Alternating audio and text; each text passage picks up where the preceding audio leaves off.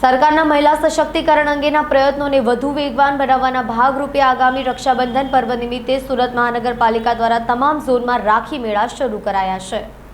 શહેરમાં દર વર્ષની જેમ આ વર્ષે પણ સુરત મહાનગરપાલિકા દ્વારા રાખી મેળાનું આયોજન કરવામાં આવ્યું છે, જેમાં શહેરના દરેક ઝોનની અંદર રાખી મેળાનું આયોજન કરવામાં આવી રહ્યું છે।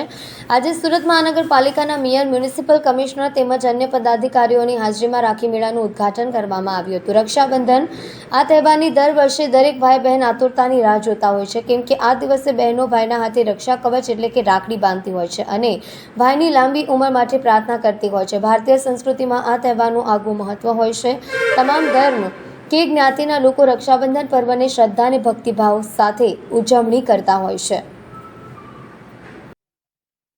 આદરણીય વડાપ્રધાન શ્રીના આત્મનિર્ભર ભારતના સંકલ્પને સિદ્ધ કરવા સુરત મહાનગરપાલિકા દર વર્ષે રાખી મેળાનું આયોજન કરે છે।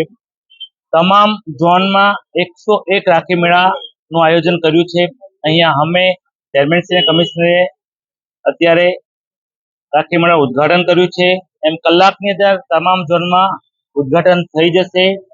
વડાપ્રધાનના સ્ત્રી સશક્તિકરણના સિદ્ધાંતને સંકલ્પ કરવા સુરત મહાનગરપાલિકા દ્વારા જે સ્વસહાય બહેનોની જૂથો છે, જે મધ્યમ પરિવારની દીકરીઓ છે, તેને આત્મનિર્ભર બનાવવા, તેમની આર્થિક રીતે મજબૂત થાય, પોતાના પરિવારને સહયોગ થઈ શકે તે માટે હું આપ તમામ ચેનલ મીડિયાના માધ્યમથી સુરતીઓને અપીલ કરું છું।